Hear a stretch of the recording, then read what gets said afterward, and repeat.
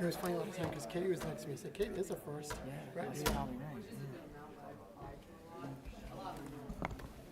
It doesn't work. And it works. It actually needs a new battery. What'd you do?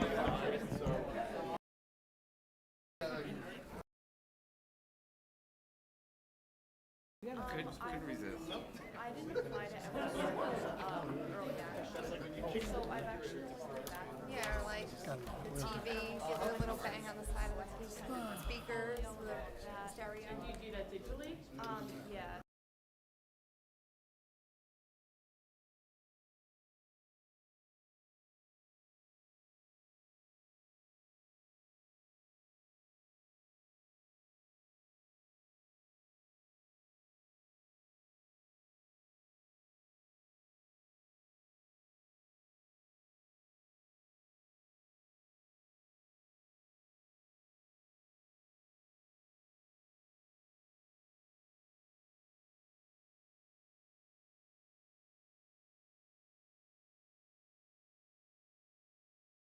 Yeah, no, Katie, you're not right. You would have really been in trouble, right?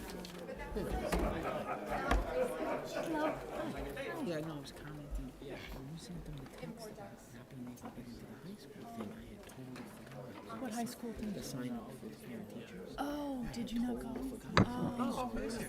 that moment. Oh, that one? And you got it? I got everything I Oh, needed. good. I thought I was planning on doing I think I missed the mark on that. and then when you said something, I was like, Oh, you're welcome. yeah, thank you. I think I missed the mark on middle school. I don't, that's coming up. I don't know how I got that one too. Okay. Oh, the plane. That's what I thought. Yeah. I really need it to. But I think yeah. Okay, great. Yeah, I think I just need to let them know I wasn't able to get on. Alright, so you're not doing that. So it's grand. I'm going to go ask. Yeah, once it's fully stopped.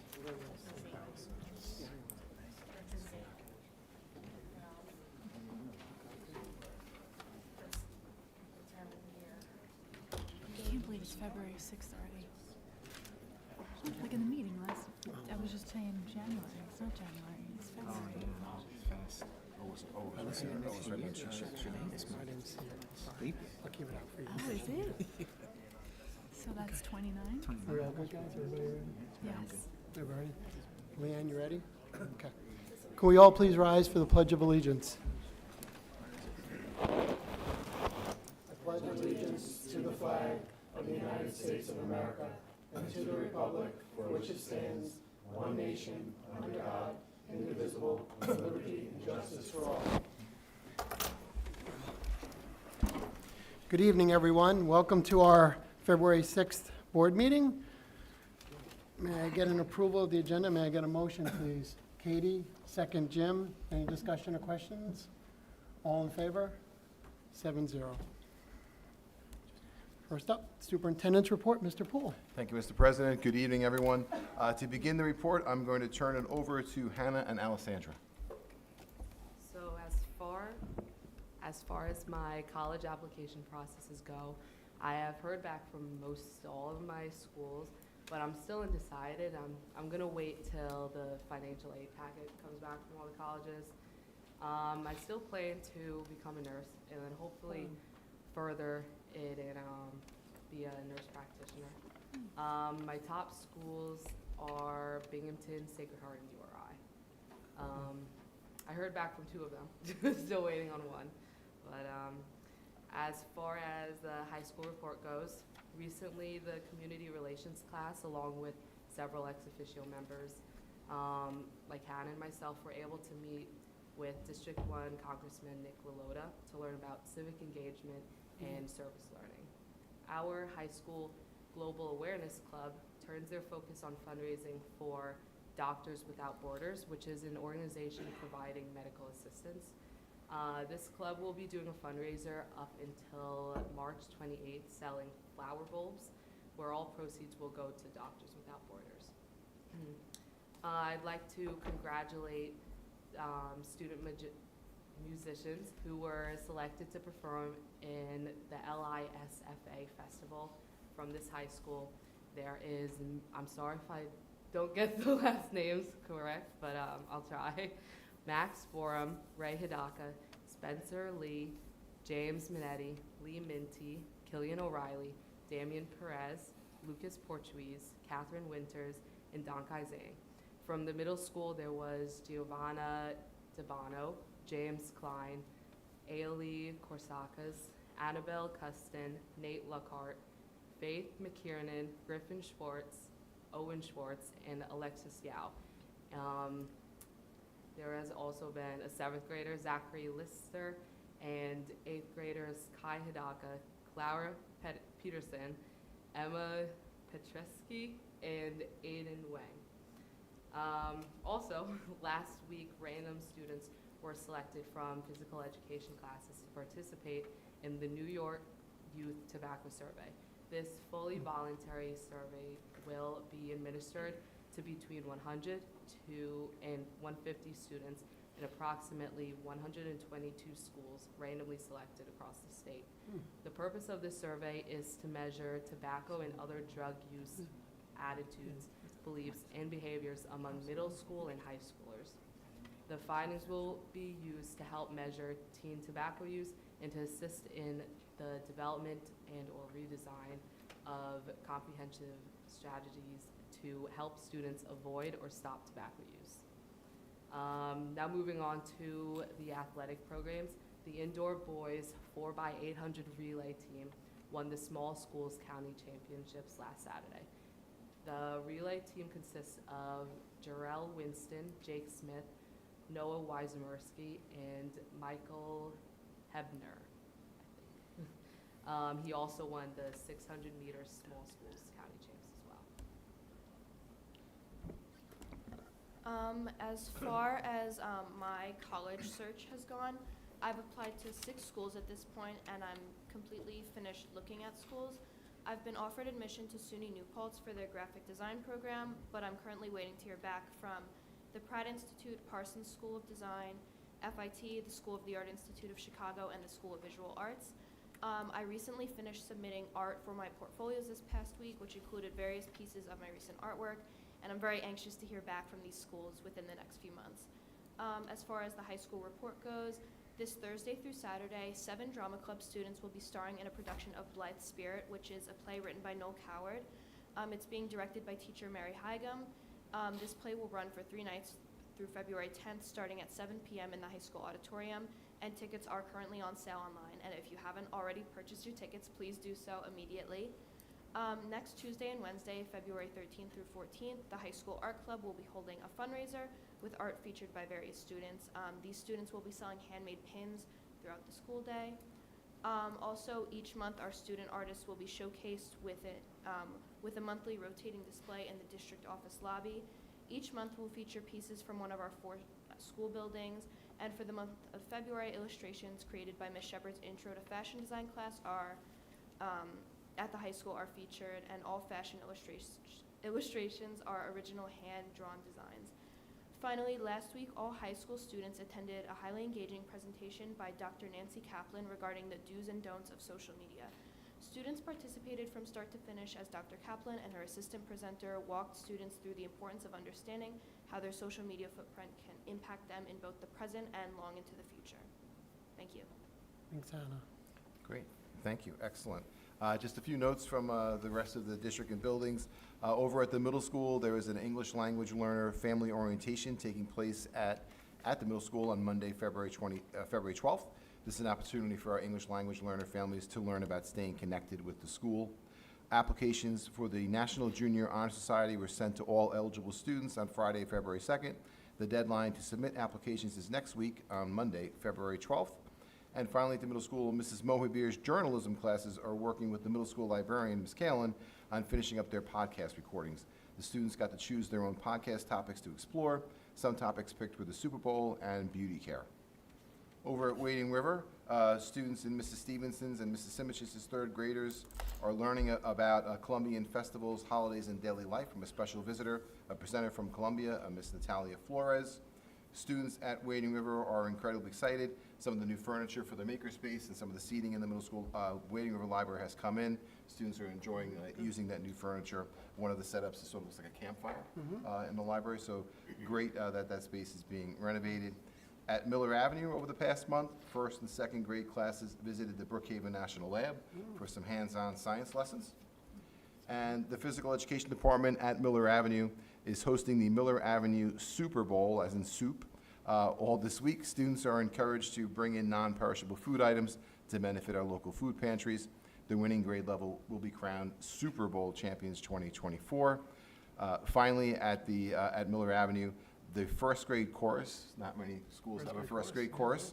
Our first grade chorus will be performing 2 shows under the tutelage of Mrs. Caraverity. The show, entitled Lemonade, a Musical for Young Singers, will be performed for parents on February 14th and 15th, along with the superintendent. The students have been practicing very hard, and we cannot wait to see the show. Are you singing, Jerry, as well? No, I'll be attending. That would ruin the show. I'm just asking. They are quite terrific. We got to see the winter show, so I can They are, over imagine the how winter, those they first-grade were singers are. wonderful. That's awesome. Yep, and that concludes my report. Thank you. Thank you, Mr. Poole. And Alessandra and Hannah, thank you for those updates on your college search and progress you're making. We can't wait to hear. We're very excited for you, proud of you, and can't wait to hear what your choices end up being. So thanks for sharing that as well, beside the update. Any opportunity for board members? Any discussion? Okay. Moving right along. Any statements from residents? Okay, keep going. Okay, reports and reviews will be up next. We have an update from Mr. Poole on the UPK update. Thank you, Mr. Poole.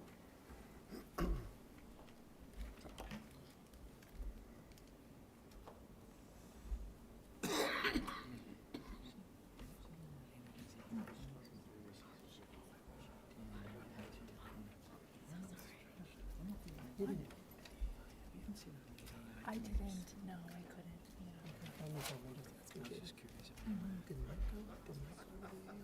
don't know, maybe. I don't think you have. There's a list of people on that. Yeah, I didn't know if you, Mike, I didn't look at that. I'm just asking. Yeah, no problem.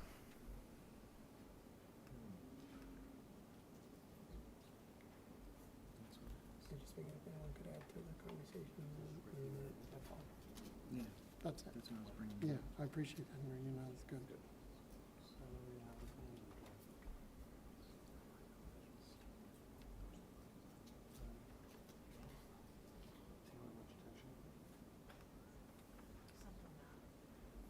That's why they call them smart boards, right? They're Yes, smart and yeah. know that you're about to do a presentation, yes. and we're good. I left something out of my report. This week is district-wide School Spirit Week. Ah, Yes, Yes. does yesterday- that explain the tie you're wearing, Mr. That Poole? does explain the animal print tie. Just checking. Tomorrow is 80s. 80s? Day. So break out Nice. the 80s outfit, everybody. Okay. Bright Yeah, colors, neon, neon, yep, the 80s, neon yeah. greens and the pinks, right? Here we go, okay. What's today? Then what's Friday? Thursday? Thursday, okay. Rock and roll. Rock and roll, okay. Get the concert T-shirts on. Very nice. It's good to see. Headband tomorrow. That would be funny. The Richard Simmons look. I do have a special tie for the wall, too. Okay. Maybe layered socks or like the extra Remember that? sock warmers. Yeah, remember those? They were all funny. I had quite a few of those. Yeah. Yeah, I guess you want your mic on, whatever you were wearing. Thanks, Ricky.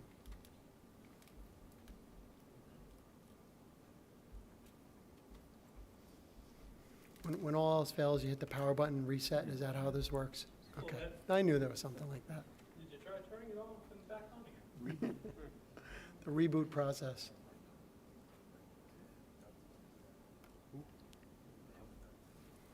There we are. Thanks, Ricky. That's going now. Just finalized on Friday. Okay. There. All right, great. Thank you, Ricky. So I think this is the 4th year, right around now, that I've given a universal pre-kindergarten update in the school district. So I'm happy to come back and share some facts, considerations, and challenges for UPK. Just some general information, in case anybody's watching. UPK it's different from pre-kindergarten. If it's UPK, it's a state government-funded preschool program that's free for those that attend it, requires a lottery. The per pupil amount for our school district is $5,400. That is the maximum amount of money the district can get to support any individual child in UPK. No parent or guardian is able to or can be subjected to pay for any part of the UPK program. In the governor's executive budget for 24-25, our executive allocation is $513,000, or 95 seats, 95 times 5,400. Districts only get funding equivalent to the number of students it serves for any given year. So for example, if I served 2 students, we would get $10,800 to cover the cost for 2 student seats. UPK is not mandatory, and again, we've had funding for 3 years now.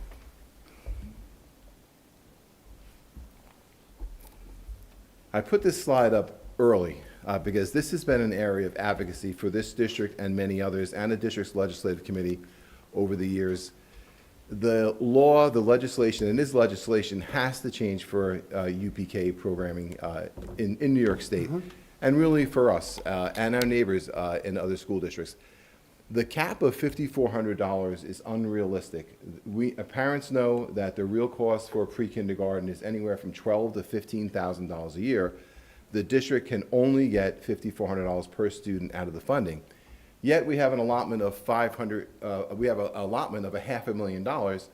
If we get flexibility, if the cap is lifted, we could fully fund 60 to 70 seats a year into the next 3 to 5 years without having to rely on any other funding source at all. As it stands, even this year, there was money left on the table that was dedicated for Shoreham from the state, but we didn't offer enough seats, and there was no way to use those funds. So we've been asking for flexibility in that legislation. I think this is a problem for many districts right now. That cap of $5,400 makes no sense. New grants issued by New York State have a value of $10,000 per seat. That's more reasonable. You can make ends meet with $10,000 per student, but $5,400 per student is a number that originated from 2006, 2007. It's just not enough, nowhere near enough to cover the cost of UPK in any school district for any students. Just to point out, we've shown this slide every year for the last 3 or 4 years. Every year we've put forth a 1-year plan, made note that future years will be dependent on New York State funding, and future years are dependent on district space and available seats at community-based organizations. Here's the pre-kindergarten participation for this year's kindergarten cohort. So these are students that would have been in pre-kindergarten last year. 54% had district-provided UPK. That's a pretty firm number. 23% of students had private pre-kindergarten. That's a pretty firm number. And the top number, 23% of students did not participate in pre-kindergarten. This is really based on screening responses from families. So I have a hard time saying that 23% did not participate. We just didn't get a response from 23% of the families about whether they attended pre-kindergarten or not. And when you say screening, Mr. Poole, you're referring to the kindergarten sign-up registration Yes. screening questionnaire. When you okay. register, you're asked, did your child have pre-kindergarten? Where did they have pre-kindergarten? And sometimes there's a connection between the pre-kindergarten provider, kindergarten teachers to learn a little bit more how the child's doing. There's a phone call or as needed. So on that top number, it's not clear what portion of that actually did not have pre-kindergarten or didn't fill out the form completely. So this year's UPK program, we have 72 students enrolled, 2 sections at Wading River provided by Scope, and 2 sections at St. Anselm's. The funding that we're getting for that program, we have $388,800 will be reimbursed coming to us from the UPK state allotment. And as has been the case for the 3 years that we've run UPK, we've been able to fill in the budget gap for UPK with federal pandemic relief, CARES Act, ESSER funding to fully fund the program out of grant dollars. Community interest, the UPK lottery held last spring had 85 applicants. 6 children were added to the wait list since the lottery. So the total interest for UPK last year for this year was 91, which is typically about 67% of the average cohort size of 135. So about 60 to 70% of families were interested in UPK and put in for the lottery or were asked to put on the wait list. I don't know if that's a factor related to some families, my child's not ready, or there's a half-day program that I prefer rather than 5 hours, but interest was about 60 to 70%. Because the funding relates only to a full-day program, right? You And cannot, wouldn't it be nice if we could Right. offer a half-day program for everybody? Just let us have the $500,000 and let us figure out how best to use that for our community. So many strings attached to it. Right. It's so limiting, but the ultimate string is the cap of $5,400 per student, no matter where they are or where they're sitting. And then last year, we had no students on a wait list, correct? There were, this year we have 7? We have 7 right now, but 6 students have been added to the wait list since the lottery. Oh, okay. Yeah. And then the previous year, I believe, didn't we capture? Previous year, we got all, we captured Yeah. all of them in the previous year, got to the bottom of the wait list. And it's been a successful partnership. St. Anselm's and Scope have been good partners for students. I want to go over a couple of the considerations and challenges for UPK for the future. District space. So UPK, for next year at Wading River, there would be only 1 open classroom for UPK. This year we have 2. There's only 1 available for next year. Wading River is growing a little bit in special education.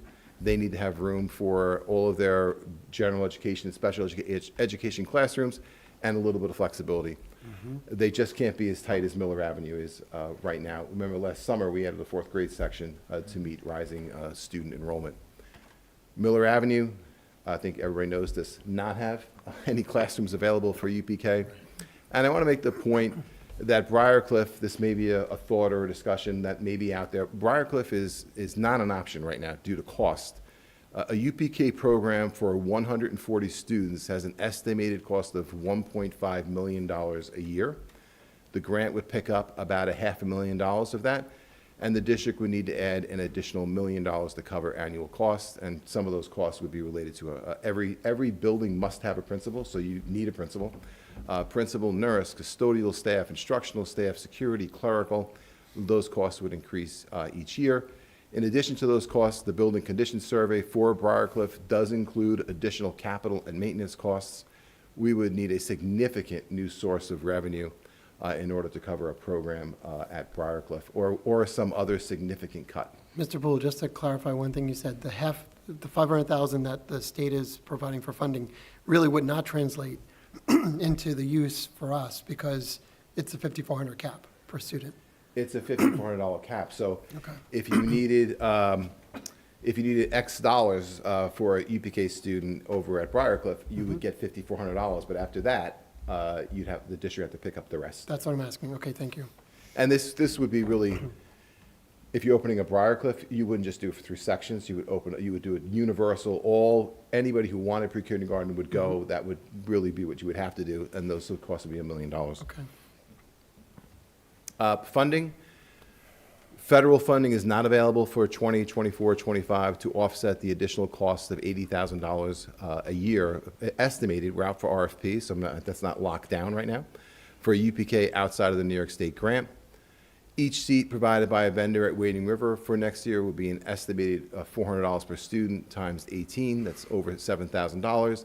And if we do the math for an outside vendor, sort of based on this year's cost, that's another $72,000. So the cost for UPK would be a new cost of $80,000 to the district's budget. The 2024-25 executive budget proposal, pretty sure everybody has read the news. Multiple neighboring districts have received cuts in state aid. We'll begin budget workshops shortly. Our increase in state aid overall is less than $50,000. That was in the paper as well. State aid is not even going to keep up with our rising costs, outside of UPK. The aid levels are low. The governor has indicated that foundation aid may be cut further next year under the executive budget proposal. We're hearing of a $15 billion 3-year projected gap in the governor's executive budget and the state's finances. So we could expect that likely state aid isn't going to grow in leaps and bounds over the next couple of years. And then limited reach. A program for 54 students would provide free UPK for 5 hours for just 40% of eligible families, assuming an enrollment or cohort of 135 students. A program for 54 students would provide UPK seats for about 60% of families that have typically entered the lottery. So out of 92 out of 3 people that enter the lottery would end up with a seat. We are out for RFP, requests for proposals. We have gone out every year for proposals, hoping to get the right price along the way. So proposals have been mailed to probably somewhere around 20 local vendors within 30 minutes of Shoreham-Wading River, either to come and provide a teacher for an in-house program in the Wading River classroom, or offer an out-of-district program for up to the maximum grant value. The responses are due back on February 20th. Should responses per pupil prices come in at $5,400 per child, the program would not need general fund support. That is incredibly unlikely. Last year, only one vendor responded with 32 available seats.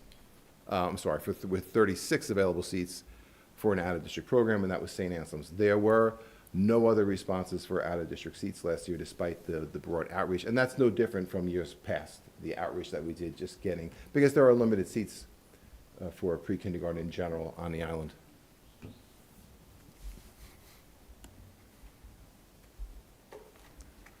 On February 26th, our next board meeting, we will begin a series of workshops on the proposed budget for next year, ending with adoption of the budget. Mr. Arcuri, April, the budget will be adopted in April at some time?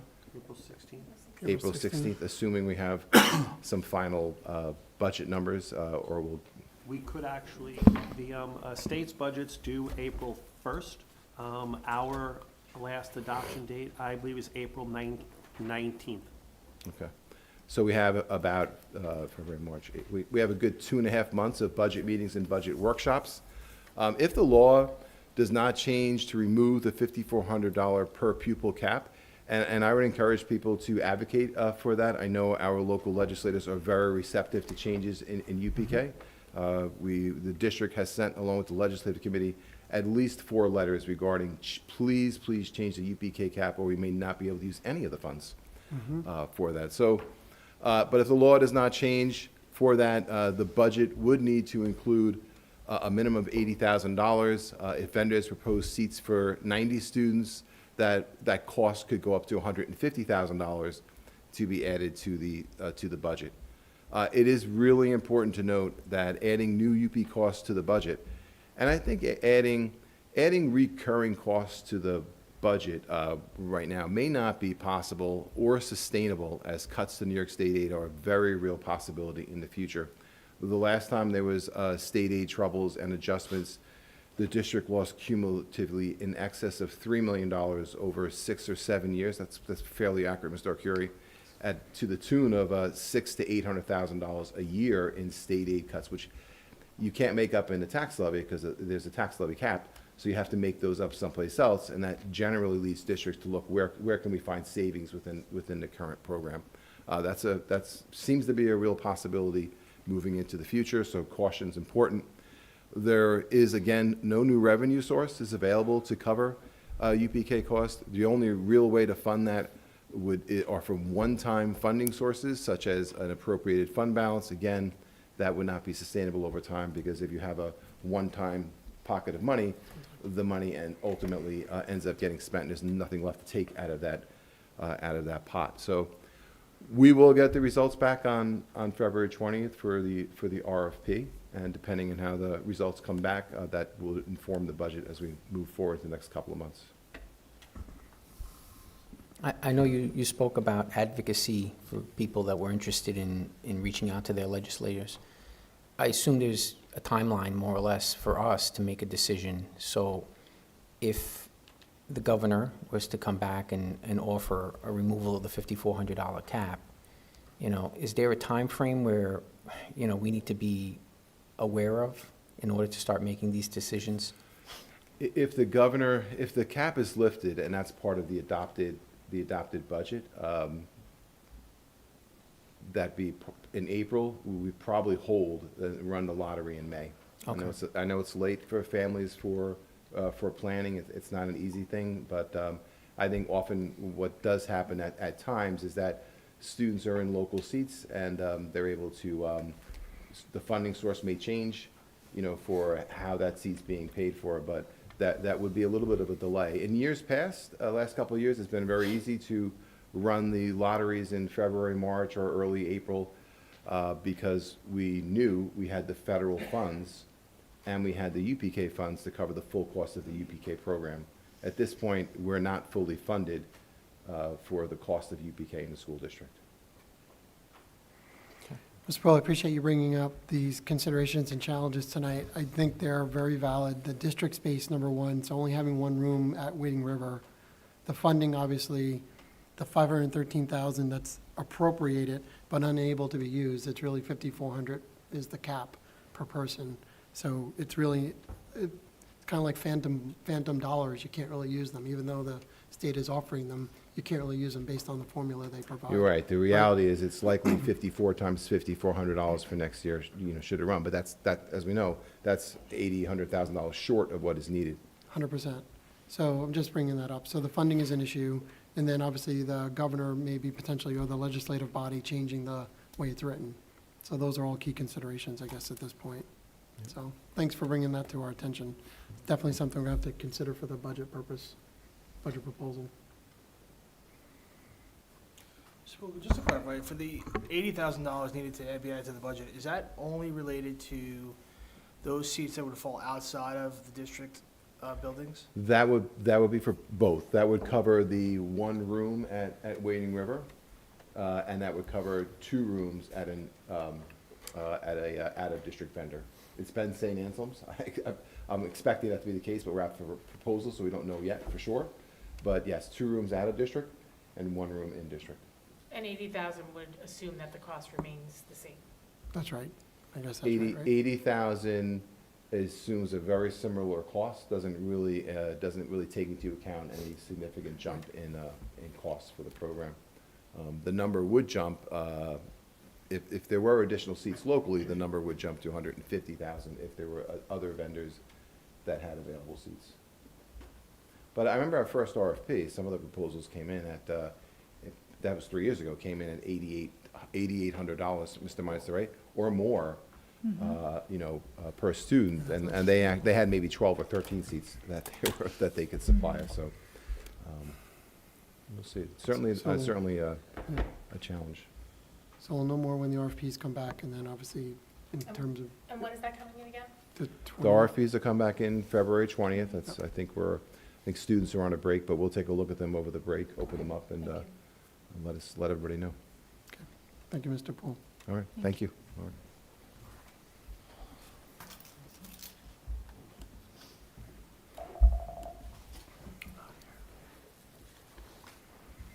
Okay, next up on our reports and reviews, we have Artificial Intelligence Committee, the position statement from Mr. Palazzi. I think he's going to be delivering that. Are you doing this electronically, like AI? Are you going to have ChatGPT tell us what the position is? Yeah, right. Who's coming up to give the presentation? Is this really Mr. Palazzi? Yes, this is. Okay. Well, no, if it goes well, it is. If it goes poorly, then it was. It was the ChatGPT, okay, it was the bot. The bot did wrong. Got it. Yes, that's fine. Right, you got to do something. go to that too, right? You're gonna be Change the algorithm. Yeah, change the algorithm, that's right. Okay. Good evening, everyone. Thank you, Mr. Poole, District Office Administration, Mr. Sheridan, the Board of Education, for inviting all of us here tonight, members of the Generative AI Artificial Intelligence Work Group, to be here tonight. I've had the pleasure and good fortune to lead a group of amazing folks representing a wide range of stakeholders throughout our district. As you'll see in just a few minutes, our team was made up of students, parents, guardians, community members, teachers, our IT staff, and of course our administrators. Over the course of 3 meetings, the group sat together and collaborated to create a draft position statement on the use of artificial intelligence within our district. Each week, the conversations grew richer and richer as we dove deeper and deeper into the ins and outs of the statement. I am personally and professionally very proud of what our team was able to produce. A heartfelt thank you to all the members of the team, and a special nod to those of us that are here tonight. So Fawn, Harvey, Lou, Brendan, Lauren, John, thank you all for being here, and everybody that wasn't able to make it here tonight. Alan, Mr. Poole, your help was obviously invaluable. Could the AI committee members stand? So we Please, could please thank stand them? up. If you were a member of the committee, Fawn, Harvey, Lou, Lauren, John, thank you all very much for being here. We truly appreciate it. So I would now like to just take a few seconds to kind of explain what our process was and then jump right into, you know, what we came out with, what our position statement is as of right now. So thank you, Mr. Poole, for a great action shot from right here in this library just a couple weeks ago as we were finishing up our work. That's not an IA. No, that was not Or an AI. It was not an AI generated. That was a real deal photo. So within your presentations, you do have a list of all of the members who were part of at least one of our meetings, and everyone that was able to attend even one of our meetings made major contributions to this document. So we truly appreciate all of their feedback, all of their unique insights, their inputs. So many of our community members have firsthand working knowledge within the field, and were really able to provide us with some real insights, not only on the technological side, but also on the kind of the side of how this is actually going to work in reality, and not in the artificial world. So for us, really, we started out with two real driving factors behind our work. The first was to really be able to provide students with a real overview of what artificial intelligence will mean for them as they enter into the workforce in however many years. We can see it changing on a daily basis, the impact of AI across the board. And then, of course, the major takeaway was the production of our actual position statement, or our proposed statement that we ask all of you to take a look at tonight. Just a quick graphic. There were many of these embedded within our first presentation that projects the impact of artificial intelligence in many different career fields. We're not certainly going to be able to read the fine print on those, but basically what it comes down to is anywhere you really see that dark color, the dark black, that's where artificial intelligence would not have a significant impact within the career areas, and that one on the bottom left is landscaping. So even within there, you can see that there is some area where artificial intelligence could possibly have some influence. So within our position statement, we really wanted to make sure that we established our purpose, that we explicitly name the stakeholder groups, that we clearly state our acceptable and non-acceptable uses for artificial intelligence, and then our process is that if and when the board does approve the statement, we would then create a user agreement that is based on that statement. So until that work is done, we're not going to go ahead and create that user agreement just yet. So let me just jump out of here, and we're going to jump real quickly into the position statement itself. So I am going to read portions of it because I think it is important to have it in. So the purpose of the Shoreham-Wading River School District recognizes that generative artificial intelligence, or AI, will be an integral component of our students' futures. This position statement provides guidance on the integration of generative AI technology in the Shoreham-Wading River School District to enhance, and that's an important word, to enhance enhance learning experiences while maintaining the ethical use of such technologies. It is the district's position that the primary responsibility for teaching and learning remains with the educators and the students. AI is only an enhancement. It is not going to replace. This document provides an overview of acceptable and non-acceptable uses of generative AI platforms. Students will be required to complete an acceptable use sign-off prior to the district-approved platforms in their school-related work.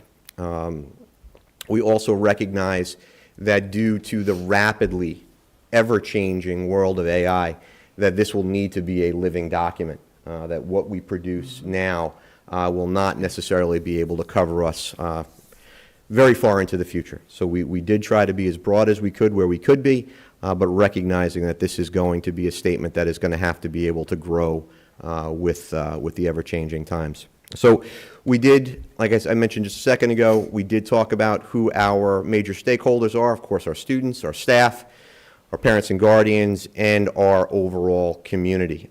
We do feel it's important that not only are our staff members and our students educated to what we believe is the appropriate use of AI, but also making sure that our community is very much aware of what we're going to approve and what we're not going to approve of. So with that, what I would like to do is just take a couple of seconds to go through some of these key points in terms of what we do believe AI will be able to do for our students.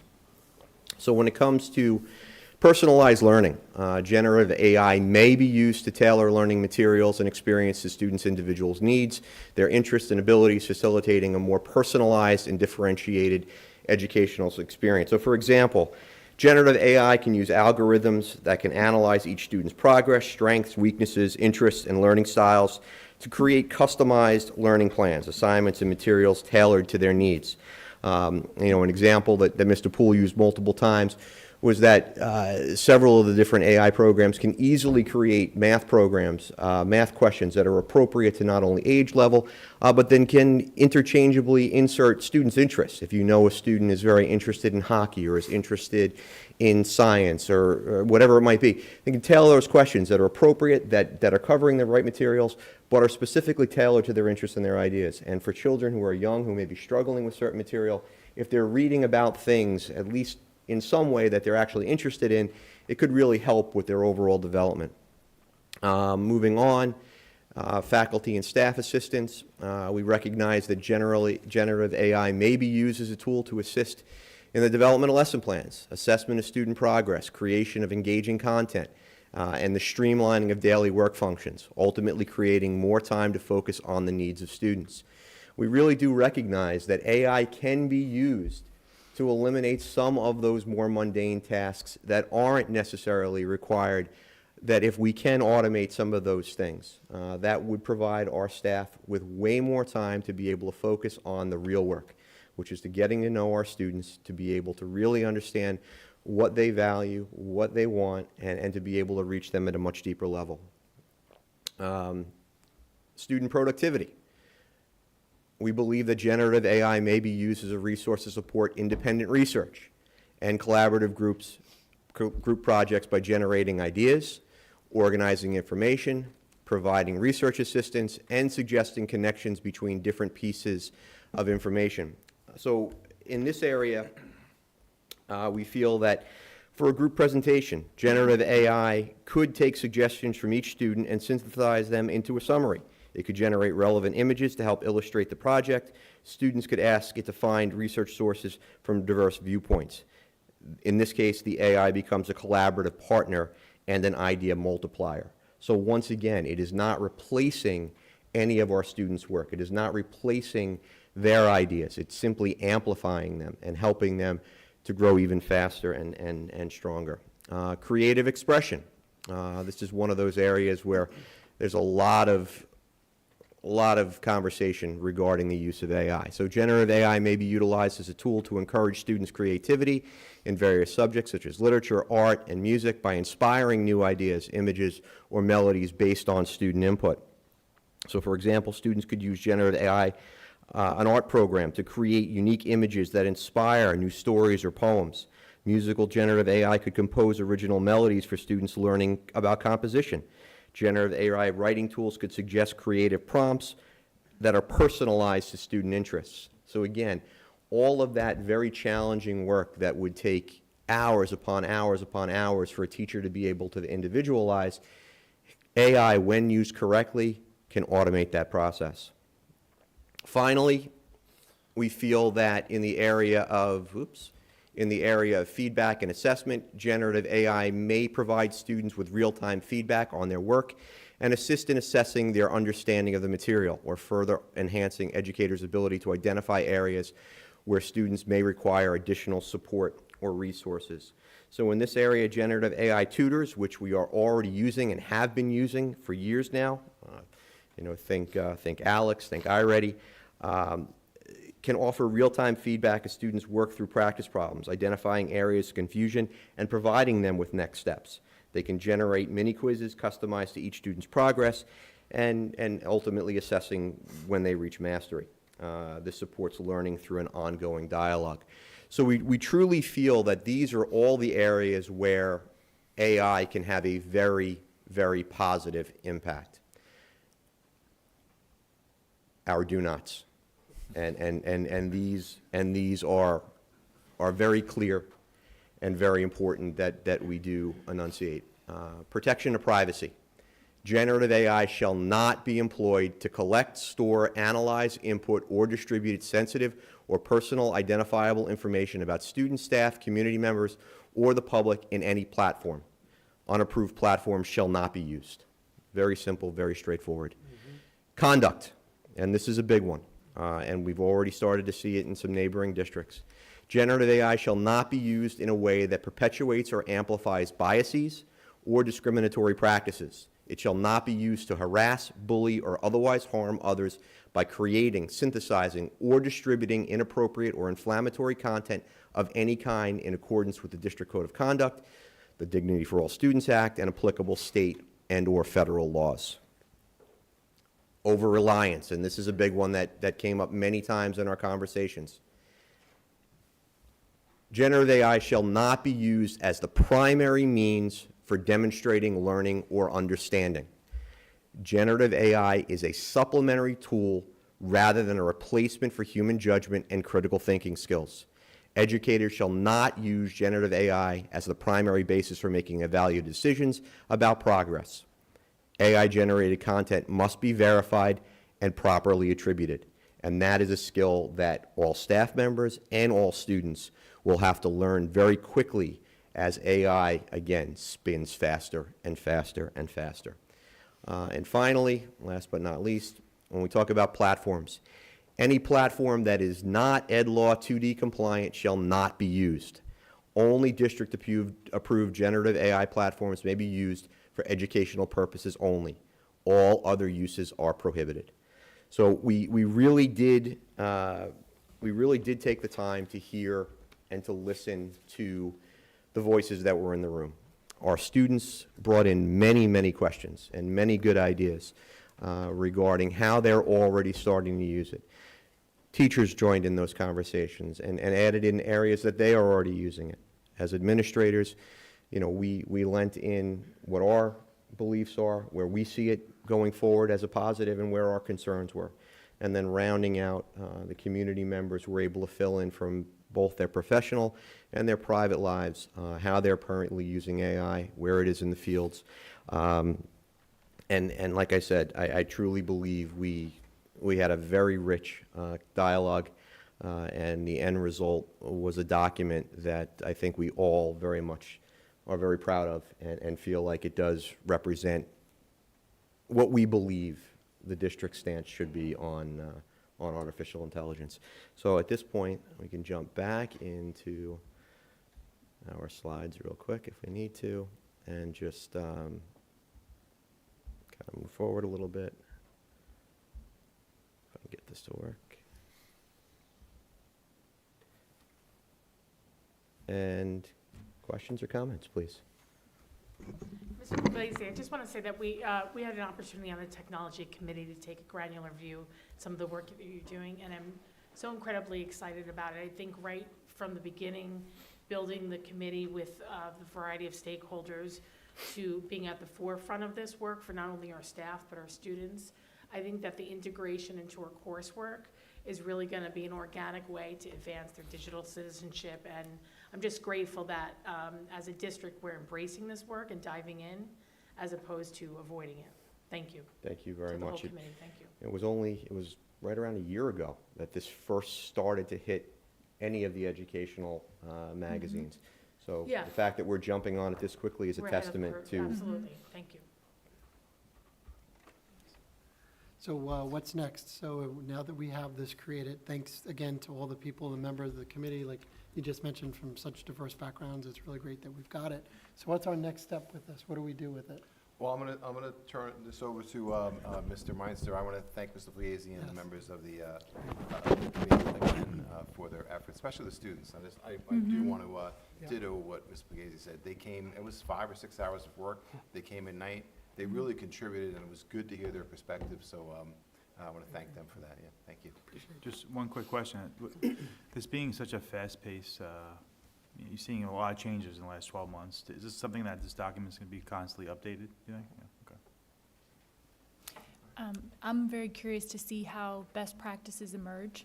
You know, this document is definitely a fantastic, certainly living document, but it's broad enough, like you said, to be able to be sustained for some time. But then additional best practices, how we end up leaning into it, how students are provided with direct instruction on how to interpret these non-acceptable and acceptable use cases, how to just simply, cite it so that it becomes verified and properly attributed, and all of that. I'm really looking forward to seeing that emerge, and I just personally want to commend everyone for leaning into this, and I believe that you're going to be fending off calls and questions from neighboring districts. This is certainly of the caliber of presentation at state and even national level. I think the work of this committee, because like you said, it's I think that we might be one of the first schools, especially on Long Island, for implementing this this use case, this position statement so quickly. So thank you for that. Our pleasure, thank you. Is there talk of keeping the committee, obviously couldn't stay static, but keeping the committee active? Mr. Poole and I have spoken about that. We could certainly see, maybe once or twice a year, a touch base, see where we're at. Again, get more input back from teachers, from students, see where it's working, see where maybe now there are some things going on, to your point, Ms. Lewis, where we may need to insert some new language or maybe draw back in certain places. So yes, I would certainly see, going to the well a time or two per year to retouch base, to reanalyze it, and to make sure that it's still functioning in the way that we want it to. I would agree. The parents that were absolute experts in the field, we're not done with them yet. No, definitely not. They were awesome. They have a lot to share, and I think they can give us a lot more. But willingly, it'll be a big help. I know Mr. Meinster has some information on next steps for the school district. So before I go on to next steps, I want to take a moment to recognize Mr. Pugliese and all of the work and time that he put into leading this effort. There was a lot of behind-the-scenes work that led to the effectiveness of the 3 meetings that we did have, and please accept our thanks for all of that, because that's why we have this here tonight. And as he said, Mr. Lewis, in response to your statement, is we did try to make this as broad as we could to make it so that it would hold up as well as possible to the varying changes that are going to take place, but definitely we'll be revisiting it as needed. As far as next steps are concerned, so assuming that the board is in favor of adopting the position statement as it was presented here this evening, we would be jumping on this immediately to continue the work that's already been done in its preliminary stages. Up until now, our district technology committee and our Board of Ed technology committee have also been reviewing artificial intelligence. We've been spending a lot of time both in those 2 committees, as well as in our last superintendent's conference day back in November, taking a look at what artificial intelligence platforms could be and how we might want to look at it, which is what led to all of this work here. And so we have had, through our technology department, a pilot already taking place with our teachers using one of the AI platforms that agreed to provide us with a pilot opportunity. So teachers have already been diving into that at the planning level, so that they could use that to see how it could be used to enhance their development of their lessons. Our next step is now going to be to really leverage and lean into this at our upcoming March 13th Superintendent's Conference Day, where overarching focus of that event is going to be artificial intelligence, broken up into several different domains. The thing that we're finding that's interesting is we have a lot of internal expertise that's developed on its own in our district. A lot of our staff have actually taken it upon themselves on their own time and of their own volition, just because they're interested in that kind of thing, to explore how to use some of the available platforms that are out there to support their work in their classes and developing their lessons. So we're going to leverage some of that expertise. We're reaching out. We've already had volunteers, teachers that have already stepped forward and said that they would be happy to share what they have been able to do and what they know about these platforms with their peers. And we are looking at providing support in terms of how teachers can use AI platforms to support their work developing lessons, assessments, and activities for students. And we're also going to be looking at starting to explore in some of those workshops the beginnings of how we can start to provide that as instruction to students, and teaching students how to understand how to access these platforms, how to create prompts that are meaningful, how to then work on editing the prompts that they've created to accomplish a targeted goal. That's going to be something that we are looking at doing in terms of professional development the remainder of this year, with the goal being that we'll be able to start to translate that into our classes and our work with students next year. One of the things that was presented at our last board meeting, last one, the one before that, as part of our secondary plan for next year, is the addition of a digital literacy class that's going to be in place next year. And within that class will be our first foray into a curriculum that includes teaching students how to use AI platforms. So there's a lot going on. We have a very aggressive timeline, and this is definitely, we need this in place to kind of guide that work. So that's where we're going. Thank you, it's exciting. Thank you, Mr. Meister. I think as a board, one of the things that we routinely go through, and tonight's a good example, we go through policies. So we've been reviewing policies for the last 2 years. Well, we've always been reviewing policies, but we've really been trying to hit this We're getting through the timeline. whole manual. So, you know where I'm going with this question.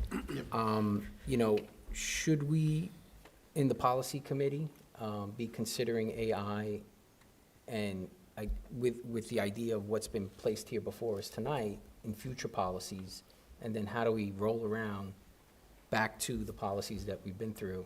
You know, it's something we should consider. I don't know that we have an answer tonight. The but- acceptable, yes, the short answer is yes. Acceptable use in a broad way would cover aspects of AI, but there are some draft artificial intelligence policies that are out there, and something for the policy committee to take a look at as we move forward. So you're thinking it's something that would be a AI policy as opposed to reviewing the policies, certain policies that we've gone through already? Some districts over have a time? separate policy. I see it better as a subheading and an acceptable use policy. Right now, early stages thinking about it as part of acceptable use. Along the way, this is pretty clearly defined along the way, but with the policy, you want to make sure that it's broad enough that we don't have to change it every year, so that you gotta get the language just right. Not just that policy, but I guess even homework policy or things at that Yes, level, right? yes. So at some point, I think we're going to need to revisit those policies from that perspective? Yes. Okay. Yep. I mean, possibly. The flip side to that is that if you take the purpose behind, if you take the purpose within the position statement, I think that reads as a policy. Certainly, that's up for debate. But I think that with the policies that are out there as recommended policies, like by NISBA, for example, and then our own developed purpose statement, that might be all we need for now.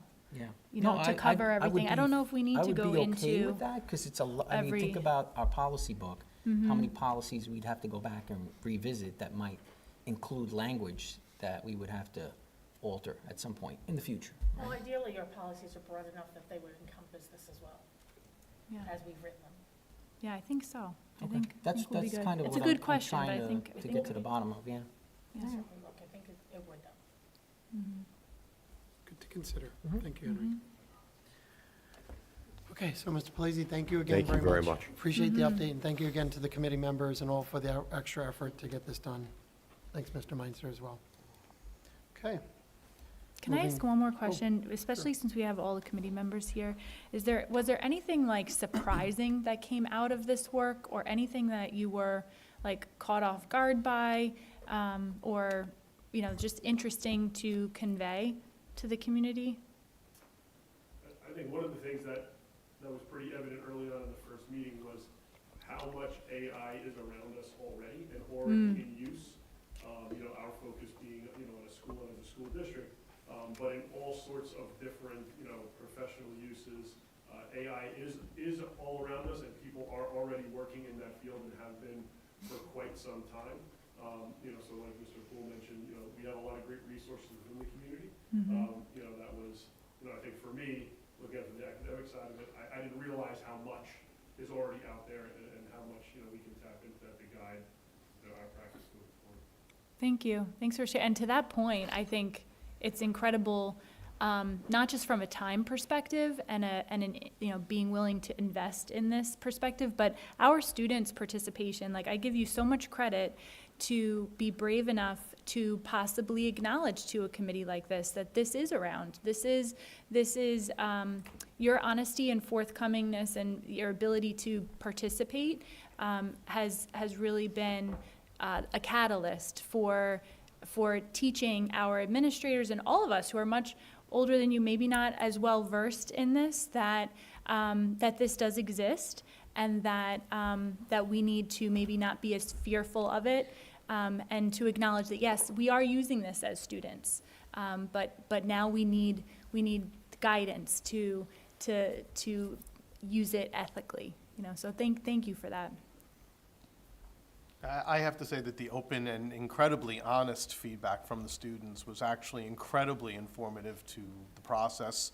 The students were very open in discussing how they use it, how they see it being used, how they see, you know, how they see it both as a positive and something that could be potentially negative, and being very open about describing what they thought are things that should be and things that shouldn't be permitted and covered. So it was really great having that input and that insight.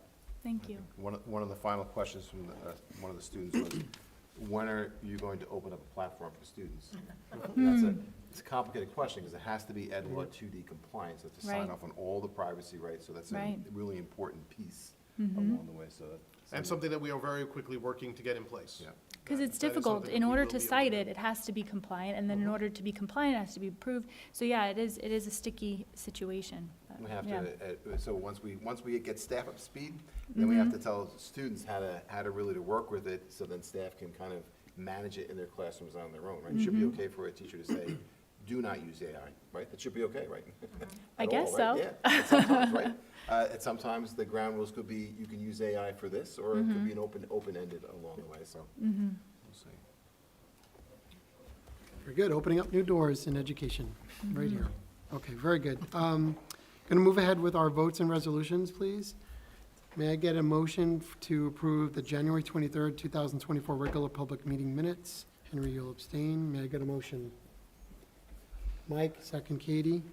Any discussion or questions on the minutes? Okay to vote? All in favor? So it'll be 6-0. Or was one. 601, I always do that. I always forget the abstain, sorry. Sorry, Henry, forgot Mine's you. an abstention, I didn't vote no. Yep, sorry. My bad. I just assumed the abstention. Okay, so next we have policy. Stephanie, I think, do you need to read anything on this? Let's see, we got approval of policy, second reading is adopted. So this is actually being adopted, no, sorry. May I get a motion to approve the second reading of the policies? Megan, second Katie.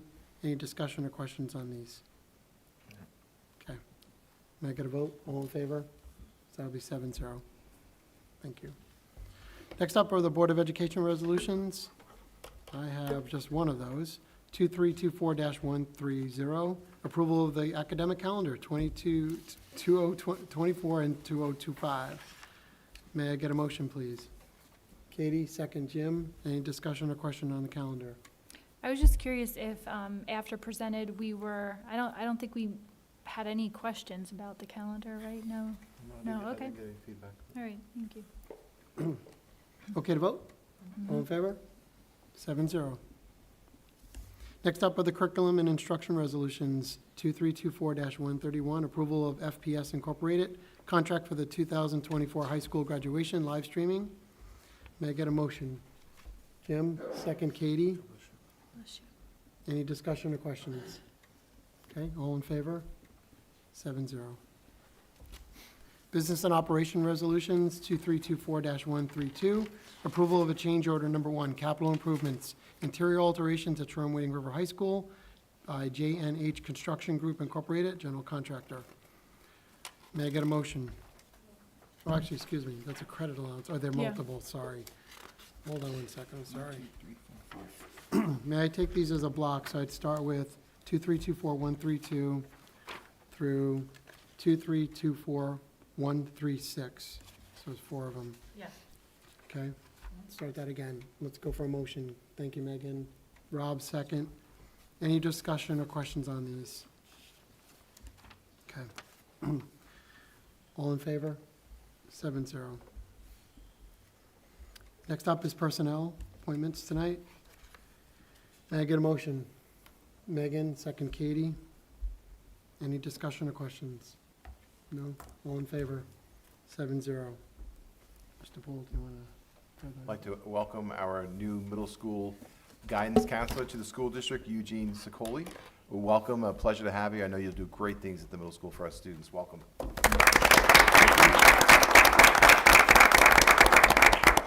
Congratulations. Congratulations. You know, next up is communications. Is this Stephanie, you? I didn't know what this was. Yes. Okay, go for it. You're up. So it's just a public announcement regard to the budget. The deadline for residents to submit petitions for propositions is February 21st. That's it. Thank you. All right, any other discussion by the board? You have no comments from residents or anything? Oh, yeah, nope, that's next. No? Any additional No? comments from residents? You don't Nothing, have okay. any? No. Very good. All right, may I get a motion to adjourn tonight's meeting? Jim, second, Megan, any, no discussion or question? May I get a vote? 7-0. Thank you again to our students. What, you want to discuss the motion? Oh, sure, you want to discuss ending the meeting? To do that. Thank you again to our students. Thank you for Yes, being here thank tonight. you. Appreciate it very much. Thank you, ladies. Have a good one. That was fun. Sorry, I didn't mean to skip ahead.